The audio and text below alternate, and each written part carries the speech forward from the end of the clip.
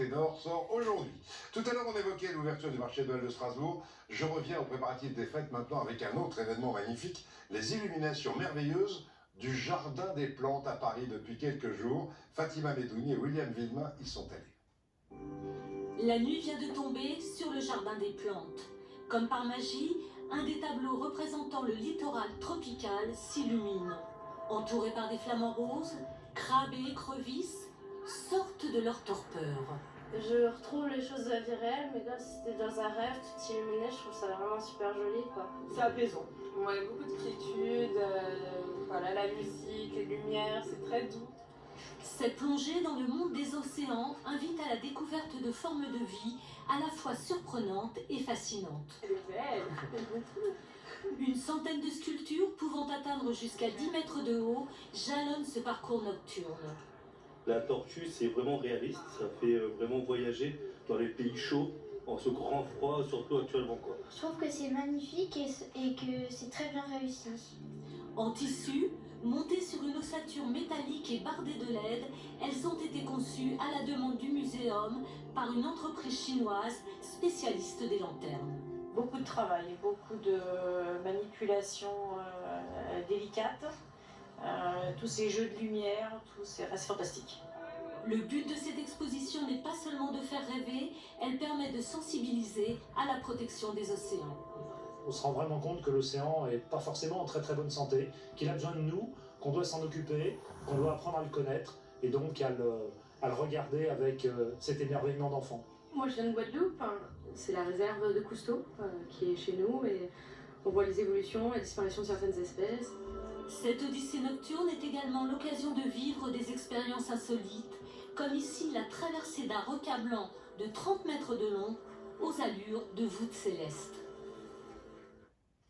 À ne pas manquer au Jardin des Plantes à Paris. Et puis autre genre d'illumination, cher à mon cœur, vous l'avez reconnu derrière moi, on va repartir à Amiens, où avait lieu hier soir le lancement des festivités qui vont marquer pendant un an le 800e anniversaire de la cathédrale.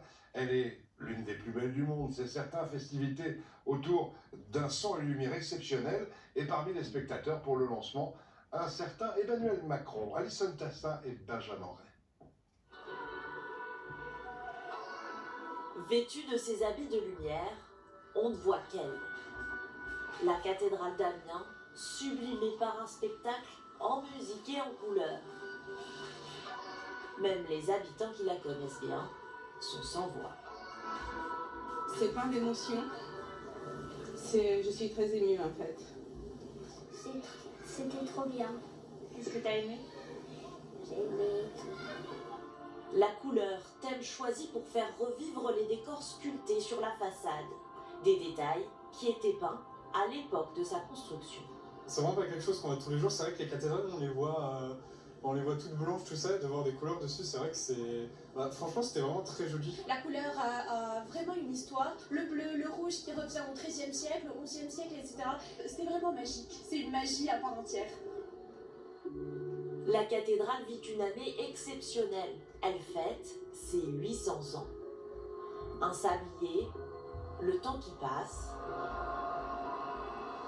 Et pour l'occasion, la visite de l'un des enfants du pays. Le président de la République a assisté à la première du nouveau spectacle. Je sais que je ne suis pas le seul Amiénois, par ailleurs, qui aime ce lieu et cette ville.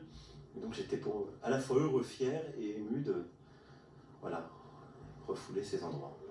Une fierté partagée par tous les Amiénois. 800 ans, vous vous rendez compte, le monument qui a été construit, ce qui a pu être fait aujourd'hui, je trouve ça exceptionnel. On ne serait pas capable de refaire la même chose. Et quand en Amiénois, on est fier de son patrimoine, on est fier d'avoir la plus belle cathédrale du monde. Un spectacle sur la façade de la plus belle cathédrale du monde, donc, à découvrir jusqu'au 31 décembre.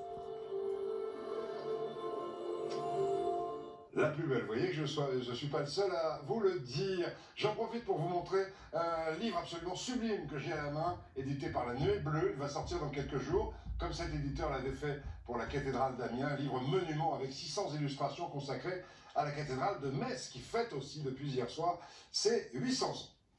Et on en arrive à la deuxième partie de